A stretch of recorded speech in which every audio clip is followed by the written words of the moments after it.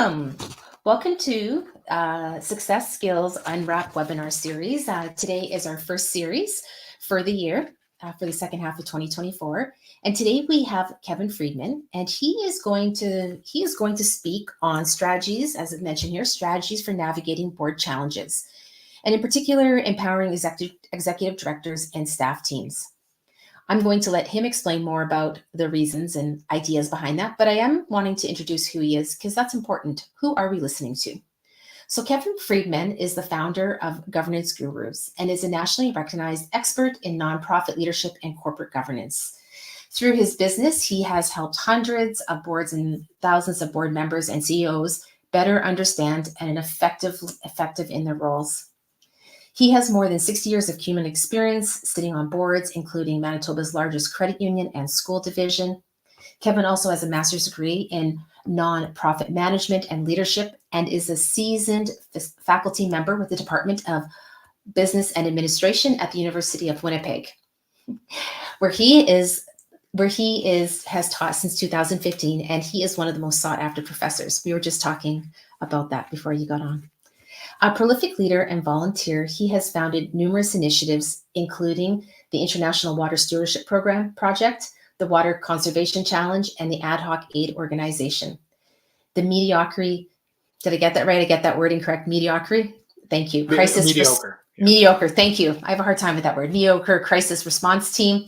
He has spoken as a volunteer to hundreds of classrooms and community groups across Canada on topics such as blood donation, volunteerism, human rights, and environmental issues. An avid traveler, to say the least, he spent years in Indonesia working for the human rights organization Peace Brigades International and engaging in aid work. For his leadership and service, he has been awarded honors from the Mayor of Winnipeg, YMCA Canada, and the Governor General of Canada. And what's most amazing is Kevin is a Winnipegger himself. So Kevin, the floor is yours. Enjoy. Great. Well, thank you very much, Donna, and thank you for everybody for coming and attending today. I guess I need to have a bit of a shorter bio. That took a little bit of a long time, but I am here to talk about how staff in particular can work with boards of directors and make that a little bit more effective, because it's a pretty strange relationship to be a staff member, work in a nonprofit organization, because that's my particular expertise is nonprofit organizations, and work with a board of directors, this group of people that you almost never see, that are only really around, once a month or so, and they're only there after office hours in the evening having their meetings, but they're making these decisions that really impact all of you. And certainly the executive director or your CEO would know them quite well, but for a lot of other people, you might not know what they do. So I want to introduce the board and what the board does to make it as clear as possible in the brief amount of time that I have for everyone to really understand the role of the board of directors and what they should be focusing on and how they may impact you and your work. So the board of directors is, as you can see, an organization or a group of individuals that work together to make decisions on behalf of the organization, and in particular in the areas of governance and oversight. Governance, meaning the entire organization. They're making decisions that are impacting everybody in the organization. They're not involved in the minutia, the day-to-day stuff, and they're also involved in oversight, ensuring that work in the organization and the financials in the organization are being, implemented effectively. Along with that, they're also undertaking financial and risk stewardship. So organizations, in order to be able to continue to provide the services into the future, they have to navigate a series of risks. And the biggest risk they have is financial risk, the potential that the organization may not have enough money to cover its bills. So boards of directors, in their role to help ensure the organization thrives and survives in the long term as an organization, they need to ensure that the organization is managing risks properly. They're also there to provide leadership and support. The board of directors is often the only, group names are on the website for a lot of organizations. And the board of directors, their names go on official documents for the organization and are in the annual report usually. And so the board needs to live up to this and be leaders in the organization. They make key decisions, important leadership decisions. And they're also there to support the organization. And in particular, as we'll talk about shortly, really support the executive director in doing their job, because the executive director is in this really weird situation where they don't have a boss. They have a whole bunch of bosses, and their bosses sort of change every year as new board members come in and other board members go. Right? So we'll talk about that a little bit as well, their support role. And also they play a very important role in ambassadorship and advocacy. These are leaders of the organization. They need to speak highly of the organization. They need to consider the organization and promote the organization. All of these things are important for any board member to do. So where is the board, though? So these are some of the things the board does. I'm going to go into some more detail a little bit shortly, but where is the board within the organizational structure? So this is what a typical nonprofit organization will look like. Pretty simplistic organizational chart. At the very top up here is the membership. The membership, often people who are dues paying members have to pay to be a member of the organization, or whoever it may be, but this will be defined in a document called your bylaws. The membership, they are, to a certain extent, probably a lot of cases, the service recipients of your organization. In this model, they are essentially the same as shareholders in a business, the owners of a business, but a nonprofit organization inherently does not have owners. It just has members, right? And so the members don't get profit, and the members can't sell their ownership in it, right? But the members have the same sort of power as shareholders would have. Now, for a lot of organizations, as I'm sure you can imagine, an organization like Hockey Manitoba, for example, has well over 10,000 members within this organization, and it cannot have decisions made by this many people, right? So the members have some power, but it's only pretty limited, and it's only usually once a year at an annual general meeting where they have say over the bylaws of the organization, which are important rules that have high level impact, rules such as who is a member, how can somebody be a board member, what happens at an annual general meeting, stuff along these lines, things that don't really impact the organization day to day, but really manage the high level of the organization. And the members also control who is on the board. So they elect the board members or appoint the board members or whatever language that you use at your annual general meetings. Now, the board is this group of people, as you know, somewhere between, probably all of you who are attending this have boards of somewhere between 5 and 15 people. Most boards are more 8 to 11 or so, and it varies, and it really depends on the organization, the size, but you have this group of people who are now more involved in the organization. But still, this group of people are not there every day. Your board is meeting once a month, maybe once every 2 months, maybe even once a quarter in some cases, right, as an entire board. So you've got a really limited amount of time. So what boards focus on are really two sort of big areas, and I'm going to dive a little bit deeper into this, but policies, which I'll define in a moment, and the executive director. So policies, I'm using a very broad term for this. Essentially, what I mean by this is anything that impacts the entire organization or is about change of direction for the entire organization or about managing major risk for the organization. So things like actual policies, for example, like a policy on conflict of interest to ensure that people making financial decisions are ensuring that they're making decisions for the good of the organization and not their own personal interests or interests of a family member or a friend, right? That could be an example of a policy, but also strategic plans, which is an overarching plan providing direction to the whole organization. Annual budgets, which is telling the organization how to allocate their money. All of these things impact the entire organization or potentially deal with major risk, like some financial oversight is what the board might be doing. And then the board also has control over the executive director. And this is where we'll start to talk about that balance between the board and the staff. Now, the board has a staff member. The executive director reports to the board. But as you'll see shortly, only the executive director reports to the board.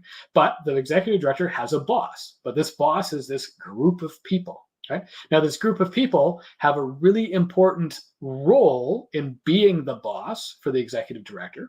And that role is similar to what a lot of other bosses would do, working with them to set goals and to define success, providing support for them when they need, ensuring accountability through evaluation and oversight, These are things that are really, really important, setting direction through the job description as well. Okay? But as a boss, you're not, or certainly you shouldn't be, having your, your head over their shoulder all the time and determining and dictating how they do every aspect of their job. And the board absolutely should not be doing this, because the board is around there so rarely, and board members probably are not experts really in any way of the operations of this organization. So the board controls who the CEO is. The board controls some high-level guidance for them, job descriptions, et cetera, policies that determine, how some things are done in the organization, goals, et cetera, but nothing beyond that. And so there's kind of a big dividing line here between the board and the operations. And the operations is the day-to-day work of the organization. This is how the ED does their job and how others in the organization do their job. Now, the board needs to have this separation. And it's very important that board members understand this. The board really has any power that that they want, right? Because the board is the top of the organization. But there are real things that add context to this. Boards are very limited in their time, their resources, their ability to manage the operations of the organization. And you've hired a staff member to do this work, and you don't want to disempower them. We're going to talk about this a little bit later on, but the board really needs to have separation. Now, the executive director, they have control over the procedures, how things are done day to day. There might be also operational policies through some departments and stuff like this. But what I mean by procedures here are things that are done on a day-to-day basis with the organization that are very operational. And then, of course, the staff. The staff either report to the ED or they report to somebody who reports to the ED, et cetera, right? They don't report to the board. The board has one staff member, and it's only that one staff member. Now, the board can and should hold that staff member accountable for the work of the people that they lead. If there are major issues or major mistakes being made within the organization, it's not the board who should be, working to support staff who need to improve in their roles. It's the board who is holding the CEO or executive director accountable to ensure that their staff is able to do that work. Okay? So we'll talk a little bit more about that as we go too. So we know where the board is. We have a pretty good idea now. Who is the board? Well, I think you probably know the board are, they're committed members of the community. There are people that care about the organization and what the organization does. Maybe people who have been impacted by the organization. In a lot of cases, they are members, or maybe they have to be members of the organization. Again, as I said, dues paying members of the organization. They're passionate about the organization and they really care. And you can see this because they're volunteers. They're giving their own time, coming out to meetings, which, frankly, aren't often particularly exciting, but they're coming out to meetings and they're giving back to the organization because it's very important and because they really care about the organization and want to see it thrive. Now, ideally, boards are also very diverse. They have expertise in a diversity of fields, and they also ideally represent the community that the organization serves and the various, sort of demographic diversities that we may see. So great boards have got diversity of skills, whether it's people on the board who have financial skills or a human resources background or a public relations background, but varying skills in order to better do their job collectively, okay? And certainly representing the community that they serve. So diversity in the sense of gender or age or ethnicity or geography. There are potentially a lot of different types of diversity that you may want to have in order to hear different voices around the board table, which is truly the value of any board of directors. So you almost certainly know, but boards are these groups of people that make decisions together. Generally, they do this democratically, but I'm a big advocate for them to try to find consensus, and that's another little topic. But they, in making decisions as this group of people, it's more valuable to have people who've got different backgrounds and different experiences to generate different ideas and different perspectives, right?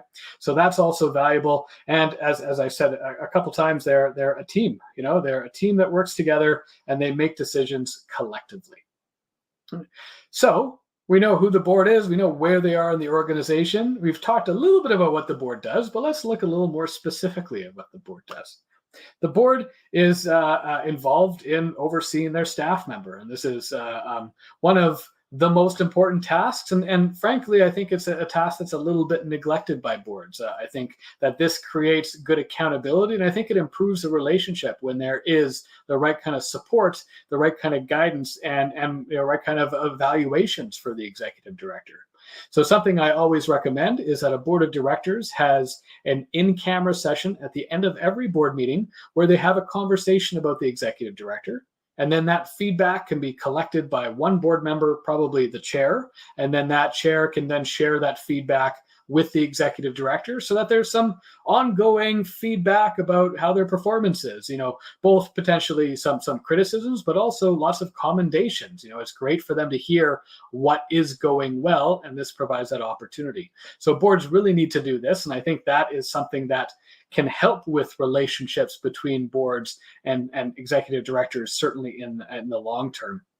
You also need to provide the right kind of direction as a board for your staff. So boards set long-term directions such as strategic plans, which is a 3 or 4 year plan typically that really outlines what success looks like for that organization in a few years. For nonprofit organizations, it's really hard to define success. If you compare that to a typical business, I'll simplify a bit here, but a typical business, if you make more profit, then you're successful. For a nonprofit, that's following a budget could be a measure of success, but that's not the purpose of the organization. The organization is to provide certain services or solve a problem. Right? So the board really needs to determine what success is for that organization, and you do that at least partially through strategic planning. The board also sets budgets for the organization, so annual budgets. This is not something that's usually prepared by the board. Staff prepare it, but the board asks questions and oversee this as well. They review finances, so expenditures and revenues coming in after the fact to make sure the organization is still financially sound, and ask questions about stuff. They review policy for the organization. They review the bylaws for the organization. I shouldn't say adopt bylaws. The membership would adopt the bylaws, but any bylaw, or almost always bylaw recommendations, changes to the bylaws would be coming from the board of directors. And then the board also evaluates success, right? So they define success, through a few different methods potentially, and also that's through the executive director, because often the executive director's success and the organization's success are more or less synonymous. Okay? And of course, we talked about they act as ambassadors, which may involve potentially raising revenue for the organization as well. But there are lots of things that boards should not do, and this is where they start to encroach into the area, in particular, of the executive director, but get into things that start to create conflict and create problems within organizations. Board members should not direct the operations of the organization, and by that I mean the day-to-day work. The board, individual board members, and the board collectively should not be determining the day-to-day operations. If you think about it, the executive director, who's putting in 40 to 50 hours every week into the organization, is very likely putting as much time, or almost as much time, in just 1 week as the entire board potentially is putting in any given month. So the executive director is always going to know more. They are competent. You've hired them to be a competent, ideally, somebody who's self-motivated, who can drive themselves to do this work.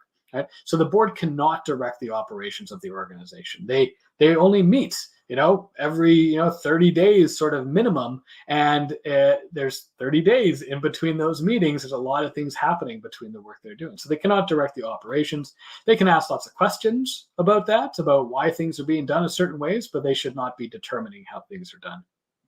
They also don't manage staff other than their executive director, right? The other staff report to somebody else, and it's very disempowering for the board, and it's also confusing, I should say, for the board to try to tell other staff, what to do. People see the board as leaders in the organization, and that they may need to follow their instructions, but they are not other staff's boss. And frankly, each individual director is not the executive director's boss. They are only collectively their boss. Boards also should not ignore conflict, and we'll talk about conflict shortly as well. They don't stay silent. They ask questions in order to be effective. Boards sometimes not living up to these obligations, lead to other conflict and lead to other problems in organizations. They don't speak on behalf of the organization, sort of the corollary of being an ambassador. They aren't spokespeople, though. The organization has somebody, probably the executive director, who speaks on its behalf, and board members do not. And they don't make decisions on their own, and they don't act in a manner that's disrespectful or unbecoming of a board member. And they also shouldn't vote on things they don't understand. And that's an encouragement for any board members here to look into some other training to ensure, or certainly ask questions at meetings to ensure that you understand what is coming up. But let's look at some common challenges between boards and staff. And so there's a lot of potential challenges. And I think that a lot of you who are probably here today have probably experienced some of these challenges. Some of them will resonate with you. But we're going to talk about a few of those. Then we're going to talk about some ways that you can potentially mitigate the harm of this or the risk of these sort of things happening within your organization. So one of the big challenges regarding boards is board members overstepping their boundaries. So it's very important that boards stay in their lanes. Boards have a really important role in questioning things, in gathering information, and in setting really high-level direction for the organization. But they have a very, it's not completely black and white, but there's a lot of gray area, but there really are boundaries that should be and need to be set up, I think, between the board's work and the executive director's work. The board has set a job description for the executive director, and the executive director can then delegate tasks from within that to other people in the organization, but the board should not be taking on those tasks. That's part of the executive director's job description, for example. So this is a challenge, and I think it's very important that board members have conversations about expectations, and that they define what the boundaries are, because that's also a big problem with organizations, with boards, is that they may not know where the boundaries are. They may not know their role. I'll ask anybody here, just to consider: if you've been on a board before, have you had board training? You may have had an orientation, and that would be great. Did the orientation cover, what governance is for you, for your, within your organization's context? And so a lot of people, I do lots and lots of training, and the vast majority of people I've trained have been on boards for years and have never had training before. So there's a lack of understanding of what those boundaries are, and boards and board members really need to seek, to define that a little bit better, and so that everyone understands. As with just about any other problem out there in any sort of work-related activity, it's, poor communication is a problem. Poor communication, within boards, poor communication between boards and staff, or with the board, between the board and executive director. It's really important that there is strong communication, because from the board's perspective, pretty much all of the information that they're getting is from the executive director and from the staff team. So if there's poor communication, the board is missing out on information. They're potentially lacking information. On the other side, the executive director, it's their boss, is the board. And if they're getting ambiguous information, or not as frequent information, not as frequent communication, that's going to potentially hinder that relationship between them. So communication is extremely important. Another common challenge is lack of trust, or potentially even a lack of respect between the individuals. There's sometimes personality clashes and stuff like that, but certainly if boards have overstepped their boundaries, or maybe individual board members have overstepped their boundaries, or if people have, potentially shared information beyond meetings, or things that are probably inappropriate for anybody, on a board or an executive director to do, it can really hinder that trust in that relationship. And boards and staff need to be able to communicate openly, again, because if there is a lack of trust, then, the board might be particularly skeptical of any information that the executive director provides, or vice versa. And that's very harmful, because while the board is the ED's boss, they're still a team. They work together, they cooperate, they collaborate. They need to rely on each other, and trust issues and respect issues can really hurt that. There's also some real challenges that are much more difficult to deal with. Is the fact that boards just have a lack of capacity. Boards are made up of a bunch of volunteers who have to work together, who have many other priorities, and yet they're still supposed to oversee this organization and be the boss of this staff member who is, just also happens to be the highest paid and most complex staff member within the organization. So having a limited amount of time to do the kind of work in order to be a good board creates problems within organizations potentially. And then on the flip side of this, boards take a lot of work, and some executive directors in particular, again, usually the highest paid and most complex job in the organization, sometimes spends hours and hours and hours a week needlessly dealing with board challenges and potentially board miscommunication and stuff like this. And there is a support role for the board and helping them have meetings and stuff, but there are real capacity issues that can hinder, some of these challenges, remedying some of these challenges. Certainly conflict, right? Conflict, often this stems from personalities, from disagreements. There are lots of challenges out there, and individuals who have had disagreements or whatever it may be within organizations, and addressing conflict is going to be very important, but it's just a reality between the board and executive director. Conflict happens as a result often of poor communication and potentially a lack of trust. And then certainly personalities make some problems, and inexperience, right? Inexperience, lack of training, and then potentially an overall dysfunctional culture of a board and within an organization. And that is something that is, a major problem for a lot of organizations, a dysfunctional culture, and it takes a lot of effort in order to deal with this. But what can help? Well, some general terms, broad things that can help out. Certainly, the right kind of training for boards as well as for staff. So any board training that your organization may do, you have your executive director there as well, so that they're on the same page with what the board should be doing, and you can all have conversations about that. For other staff that report, to work with the board, letting them know what the board does, making that clear is very important. And then certainly for the board themselves, training and is essential to help them understand and recognize their role and how they can really impact the organization.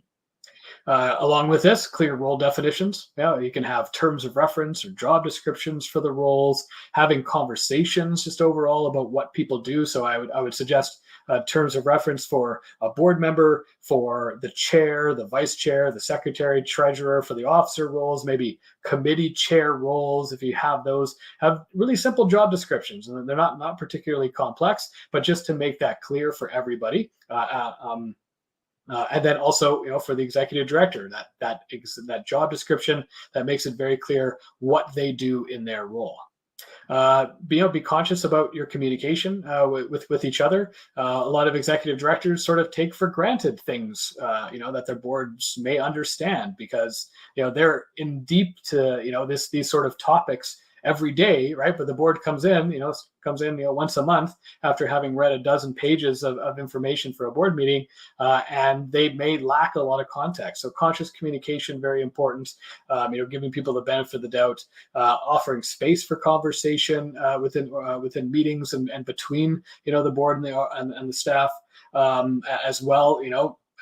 Often in strategic planning exercises, it's a great opportunity to get boards and staff together to discuss things, to be in the same room and even meet to a certain extent. Collaborative decision making. If you're as a board making decisions about the executive director's goals, they need to be a part of that. And other ways, there may be opportunities to collaboratively make decisions. If boards are making decisions about strategy and policy that are going to be impacting the day-to-day work of staff members, staff should have some opportunity to have their voice heard in that process. And then honesty, frankness, respect, conflict resolution, and then potentially even a third party. If you're at a point where there's lots of issues, then you may need like a mediator or someone who can come in. One other really important concept is empowerment, and that's how I think you're going to really strengthen this relationship. Always try to empower and try to not disempower your staff member, particularly for board members. So you want to empower the executive director, give them the opportunity to do their job the way that they think that they need to, the way that they, as the experts, know best in order to do this. But also you need to empower the board to do their role, provide the right kind of oversight and guidance, and set the right kind of goals and strategy, right? And from the executive director and staff viewpoint, empower them with the right information and lots of information and the tools that they need to thrive. And empower the board chair, right? That's also important for ensuring that you have good meetings, and empower the staff. So all the way through. So you need to think about, as a board, thinking about the empowering executive director, empowering the staff. Are these decisions that you're making, are they going to empower or disempower? Are they going to help or are they going to hinder? Right? And so you want to do this through, the right kind of goal setting, role clarity, training and support, and humility, right? Now, some tools that will help you empower this, right, is the right kind of reporting, information sharing, both ways, right? Communication is essential. Having strong policy documents. We talked about conflict resolution, but policies maybe around how the board operates, policies around confidentiality, policies that are going to ensure, or maybe even communication policies potentially if you're having troubles. The strategic plan is going to help with this, and other feedback mechanisms, right? Helping to ensure that people, are be able to vent criticism or express concerns, but also that people are able to hear this in a constructive manner. Relationship building, again, potentially, a third party who can come in, who can help with team building or getting people on the same page. And then one other final document, and I just want to talk very briefly about a rules document for boards. Sometimes there's conflict in board meetings. Board meetings are inefficient, ineffective. So I developed a very short 2-page set of meeting rules called Guru's Rules, which are handy for boards, but it's called Guru's Rules for board, committee, and small group meetings. And it's short, 2 pages, 26 rules. What it's meant to do is help define the culture and set the culture, a culture of respect, a culture of efficiency, a culture of effectiveness. Right? It sets expectations for the meeting, clarifies norms, and empowers the chair in order to help them run more effective meetings. So you can feel free. I'm just going to put this up on the screen as I close. Click or take a little picture of the QR code. It'll take you to my website where you can find that document. You can also find other documents that are other templates and tools for boards on that page as well. And I just want to say thank you all very much for attending this presentation. And I think we're going to answer some questions now. Oh, I can't hear you, Donna. I know I put myself off mute, so I tapped my pen. And I've been told that people don't like that. So could you put up the QR code again? Because I do think people might like to see that. And I have had the opportunity to hear Kevin present to boards I've sat on. And that document, I myself have found really beneficial. So let's share it. It's a great tool. It's nice to see. Thanks for the questions in the comment section. Yeah. Excellent. So where to start? So I'm always I've got questions I'd like to ask, but I think what we'll do is we will. My question is this. I'm going to start with this. So my question for you is along the idea of diversity. We always talk about we want diversity, but we don't know actually how to work together. Can you? I know that is like 3 hours worth of conversation, but could you give us something to think about, and then, yeah. Yeah. So one really handy, you talk about skill diversity on a board. Really handy one is for a project manager to be there, because if you have diversity of people who are coming from, who are different ages and coming from different professions and coming from different cultures, it's complex to have a meeting that everyone can agree on how it's run. And there's in any diverse group of people, there's always a little bit more potential for conflict there, because people are less likely to be attuned to each other necessarily. So I think it's really important for boards to have conversations about this. We are a diverse group. We want to work together, try to find those commonalities. And for a board of directors, the commonalities are really we're diverse in a lot of ways, but we're not diverse in that we all want to help this organization. We want to help the organization thrive. So I think it's really important to, for boards to be open to and appreciate diversity. I've also seen, you have to be very careful with boards. I've seen boards who've, really tokenized individuals. If you're trying to get, Yes. I'll say, in particular, a lot of boards would like to get somebody, an Indigenous person on their board. And I've seen this happen where an Indigenous person is welcomed onto the board, and then they're never really listened to, right? And so that's really, really harmful. So that's the part I'm trying to get at, right? So Yeah. I've sat on boards before where we've had youth, and then they say they don't have a voting right, and I go, that's not fair. I go, we can train them to understand the numbers. Like, you can decide whether or not you think that, but you talk about having youth on board. We talk about having different representation on board. We talk about having people who have that don't represent. I sit on a board where we don't have someone who's actually a representation, because we want actually a member from the community. So I've been involved in those different spaces. It takes effort. So could you give just your thoughts on what it takes, not for the other person, but I'm that board member. What do I need to do so that we can have true diversity, and not true diversity versus a checkbox done?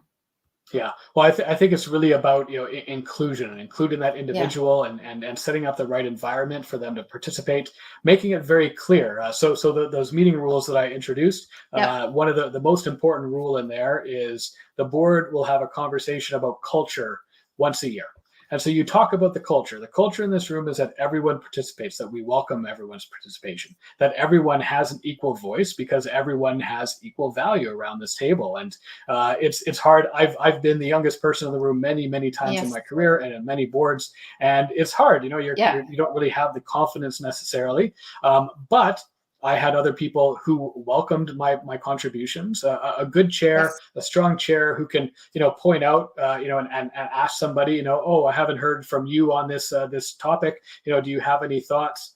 That can help. In particular, again, for younger members, maybe a mentor on the board, someone who can, go out for coffee with them a few times a year, just to build their confidence and encourage them, and answer any questions that they may have. It is challenging, but I think it's also really important to have a conversation about what their value is. If you have a room full of accountants, they're going to know numbers really well. But if you have somebody who isn't an accountant, they're going to find out something that is not something that accountant's going to catch, because it's something that they may just sort of take for granted, based on their all having gone through this rigid sort of a series of courses and stuff in order to do their job. So sometimes the board, I'm going to do one more, but this idea though about navigating challenges, is that we talk about board diversity, but we also talk about employee diversity. And it is really, we're all biased. We all have our own biases. And I think if we can accept that on the board and say, I know I'm seeing this from one lens, those types of conversations. So I just want to go on. I just think it's such an important topic of this connection. We could talk about it. I'm going to show Mohammed's got a question. I'm going to bring it up. So who should typically give directions to ED and all board members? I think you've addressed this, but is there anything else you'd like to add? Well, I think direction needs to come from the board collectively. I think the board has to have these conversations, and the directions, should be generally high level. But sometimes the board will say, "Okay, executive director, we want this reporting to change." Right? Something little, something you don't even necessarily need a motion at the board for. Something the board can just provide direction. But the board chair always needs to find consensus on that. I should say. So not individual board members, maybe with the exception of the chair or the treasurer, in their job asking for documents or something like that. I think it's very limited. I really think that direction needs to come from the board collectively. And that's a big deal, right? Because I've heard you talk before about that idea of consensus versus an agreement of yes or no, of quantity, right? Yeah. So it's an interesting concept, which I'm sure Kevin would love to speak with you more, because it's actually a very interesting concept. And it's something I've actually really been trying to apply on other boards I sit on now, since I've learned that from you.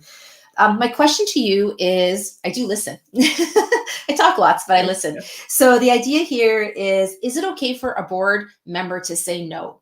because we talk about problem solving, innovation, communication, all those core skills.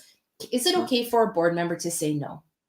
Yeah, actually, and I just came across an article yesterday about the power and the importance of dissent around the board table. I think that board members have to ask hard questions, and they have to say no, and they have to disagree with stuff. Yes. Now, there's a process that the board follows, and I feel very, very strongly that even if the board passes something, they vote on something, and a board member votes against it, they still need to publicly support that decision because it's a decision of the board.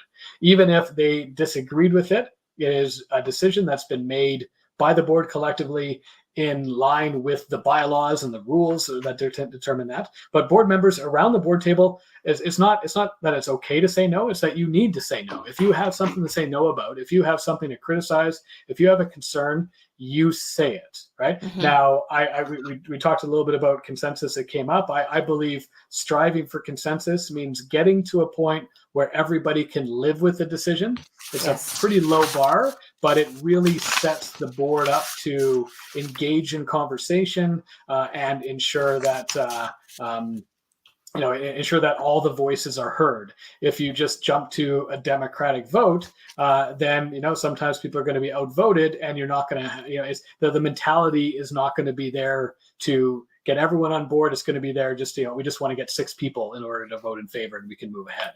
So that's not that good, not very good for diversity in particular, because it's often people who are from underrepresented demographics who are often outvoted on things like that too.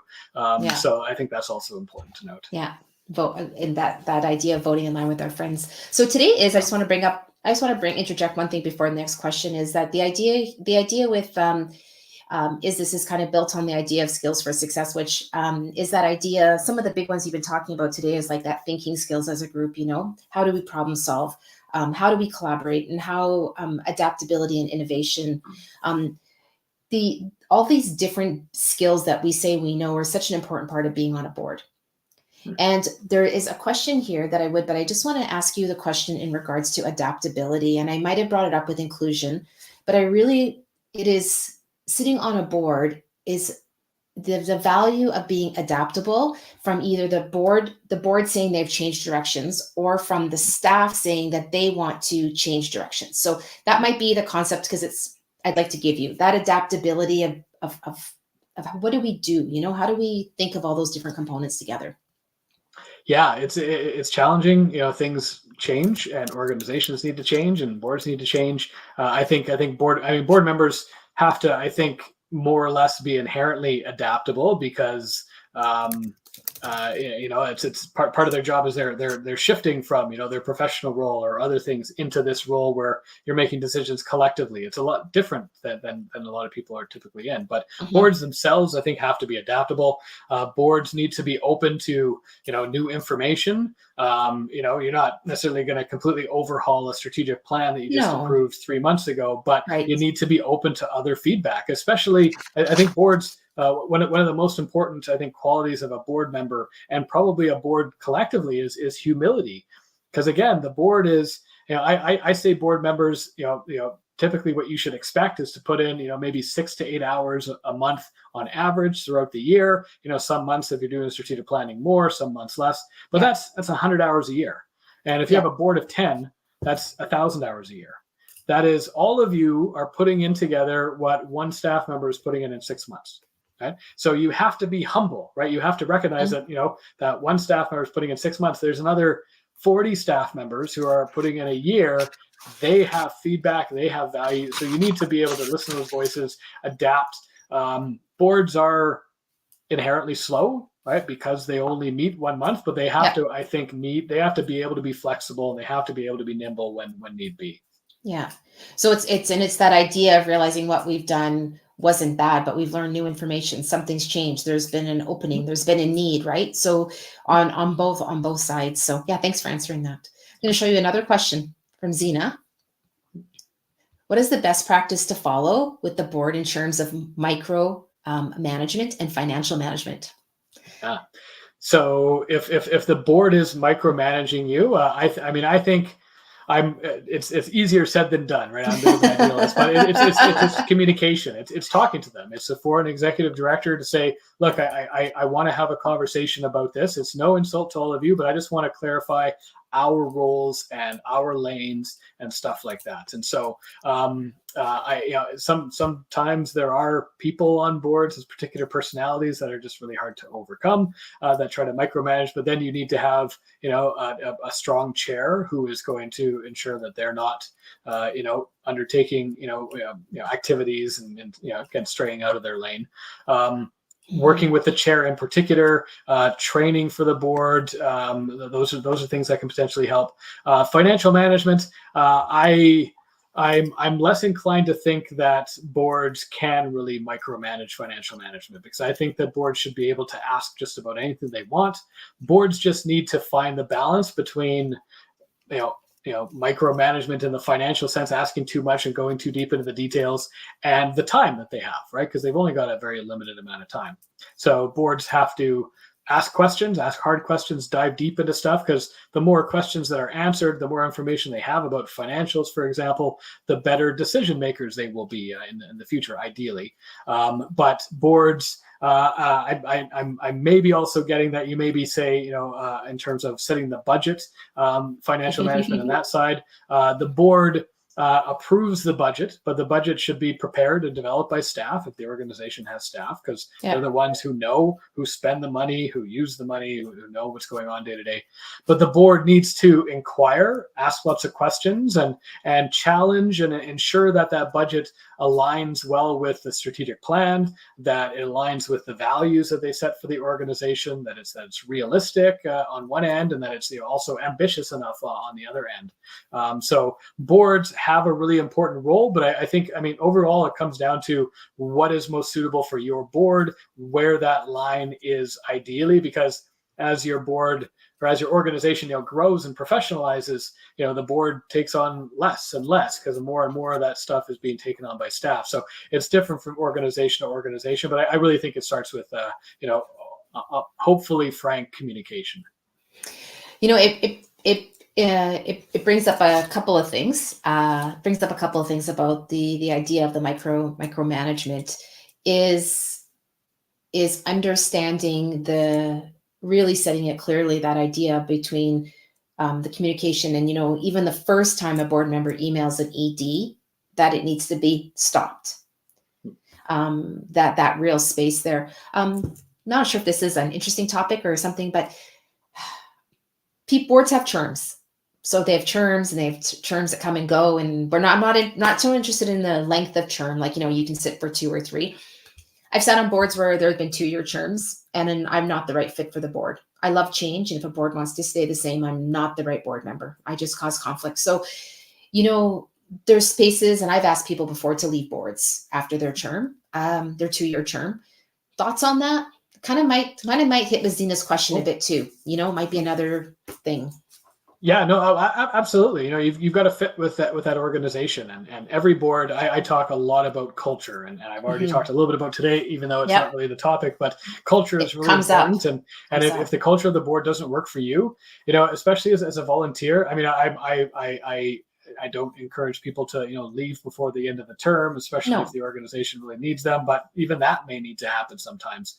You're a volunteer and you've got limited time, and you should do something that you enjoy, something that you think you're actually helping on, and you should open up the space for somebody else who may be more suitable to that organization.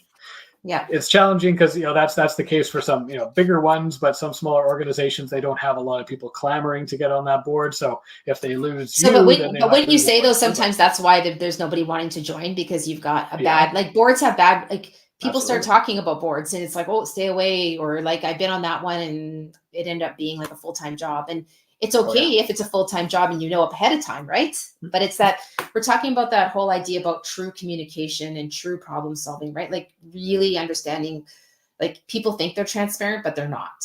And people think they're sharing the message, but then they're not setting enough boundaries or direction from that space.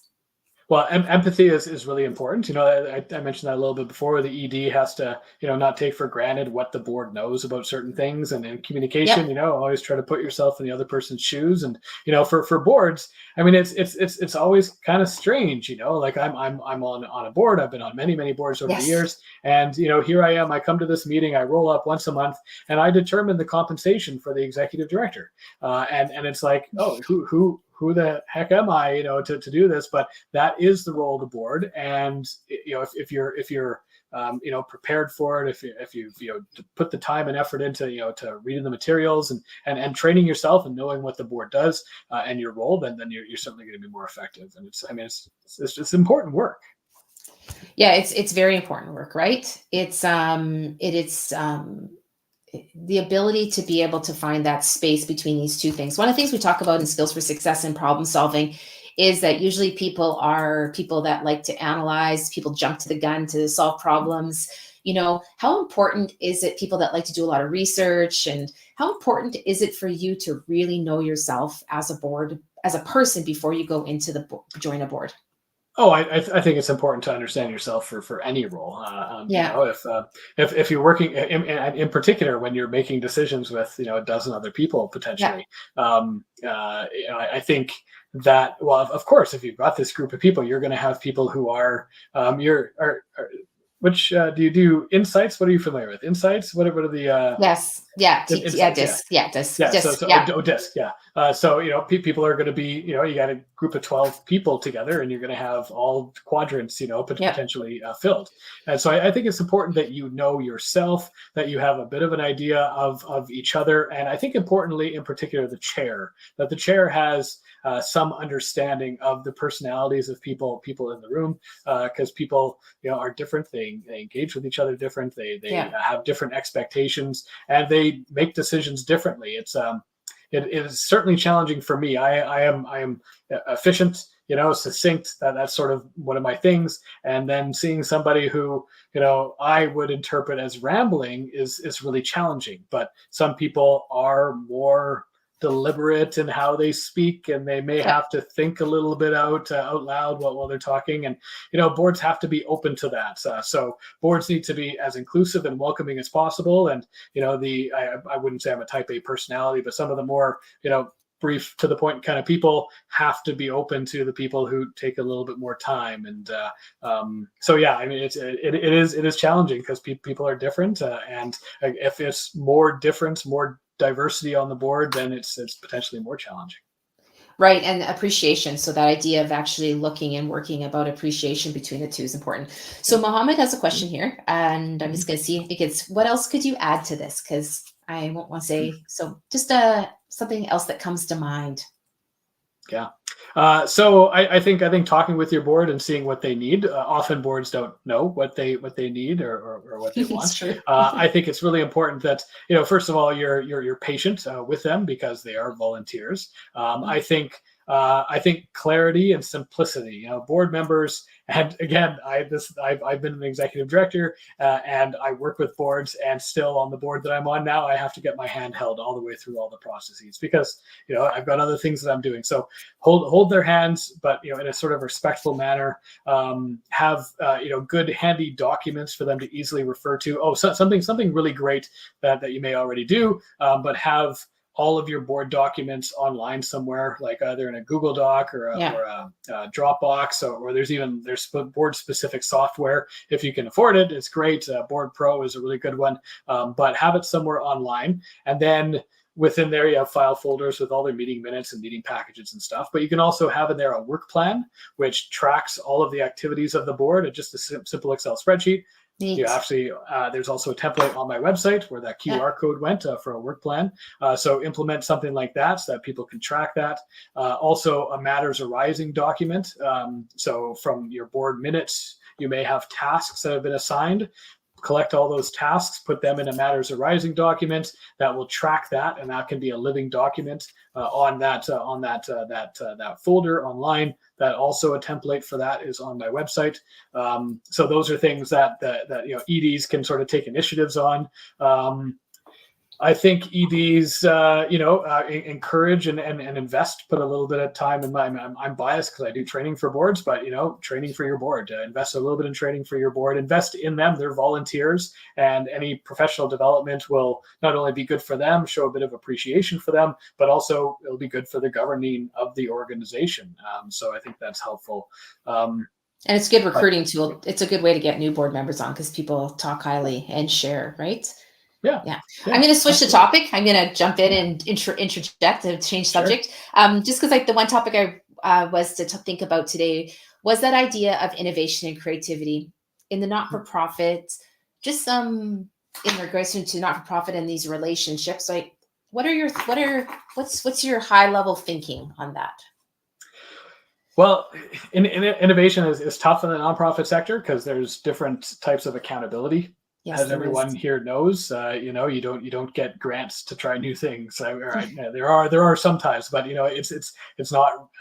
There's pilot projects for stuff and stuff like this, but innovation is challenging in the nonprofit sector. There is, I think, a very reasonable, high risk tolerance in trying new things in innovation, and partly because the nonprofit sector just has such a lack of resources that they can't fail when they're doing things. And I should say not just lack of resources, but if you are trying something new and diverting resources, and you're running a homeless shelter, for example, what are you diverting resources from? Are you diverting it from services for people who really require it? So it's really challenging in the sector. My solution is, there's actually a whole movie now, a guy named Dan Pallotta who talks about culture in the nonprofit sector and funding culture, and in particular, the movie is called Uncharitable, and it talks a little bit about this. I think we just need to recognize the importance of the work done in the nonprofit sector, and if we invest more and support the sector in innovation and creativity, imagine the problems that we can solve. I can see you're probably looking it up right now. It's uncharitable. I don't know if it's I was trying to type it, but I know I wasn't. I was going to type it in there, and I'm such a bad speller. I'm going to spell it wrong. So well, Dan Pallotta, if you can remember the name, he's got a great TED Talk as well, nice. And then he's got this whole movie that's sort of extended version of the TED Talk, more or less. And so that's something. But yeah, it's a challenge within the sector. I think would it be fair though that sometimes it's not always that, but would it be fair to say to even sometimes really stop and spend that time to think about how our relationships with our partners could be different? We start thinking about innovation and creativity. It could be simply like you and I have known each other for many years, right? And we keep bumping into each other. So how has that relationship dynamics changed? Does that make sense? It's an interesting, how do you allow that to happen? And to me, that's creativity and innovation too. It's not always new products, but it's the way we keep showing up in each other's lives, from a work perspective, how that happens, right? Well, I see that more in the sector now than I had in the past. I actually used to vent a lot. I spent the first, most of my career working in shelters, working at the Salvation Army Booth Center, the Main Street Project, and there was so little interaction between them. One prime example of this is that after 5 years or so of not having sort of a winter vehicle that would go out and pick people up off the street, there's funding loss that the Main Street Project had lost funding for 5 years. They didn't do this. And then 1 year, both them and the Salvation Army implemented a van at the same time. Oh. They didn't talk to each other. They didn't talk to each other about their plans. They created this redundancy. This redundancy that costs, however many hundreds of thousands of dollars over that winter. It's great to have more the merrier, right? But they went 5 years without, and then 2, and so nonprofits need to partner more. But I do see this a lot more, in particular, again, from that sector, from those organizations now. This is many years later, but they are really talking to each other and working together and trying to eliminate those redundancies, because that's a challenge. But yeah, being creative and innovative in who you're working with. I mean, now it's AI. And there's all sorts of wonderful partnerships, with Microsoft and Salesforce and these businesses that want to help nonprofits thrive. And I think nonprofits need to, be open to those opportunities when they align with their vision and their mission. Yeah, I think so as well. It's and it's not always as easy. People think, well, why don't we just call them? But got to tell you, those are not always those easy conversations on a board that I've been on. People really put their guards up and say, well, and I just that. just that space. We talk about the value of communication and problem solving really comes from being curious and not assuming I know the answers, or nor do I know what someone's relationship is going to be like when I'm on a board. Like, create what we want, right? We can create. I just want to share this really nice from Keith. I hope that's okay, Keith. I put it up. It would be beneficial to have this type of over with our board. I just want to thank you once again for coming today. I'm going to showcase your anyone that is interested in getting together with Kevin. Here's some information, and just a friendly reminder that the skills that we've been talking about today, regardless if you're a new board member or you've been a board member for a few decades, like Kevin and myself, there's always something to learn and grow from. You know, we're always problem solving different stages. We're always communicating at different stages where you need to be adaptable. So just food for thought. These things are there. And if here's Kevin's information, and we're very happy to have you here from Workplace Education Manitoba. Our next session is going to be on July 9th. We're going to be continuing with working with boards and moving our way forward and exploring new topics. So we hope to see you on July 9th at the same time. And if you have anything you'd like to, please reach out to us. Thank you very much, Kevin. As always, I've learned new things from you, and that's wonderful. So thank you for sharing your knowledge with us and your time. We really do appreciate it today. Thank you. Thank you.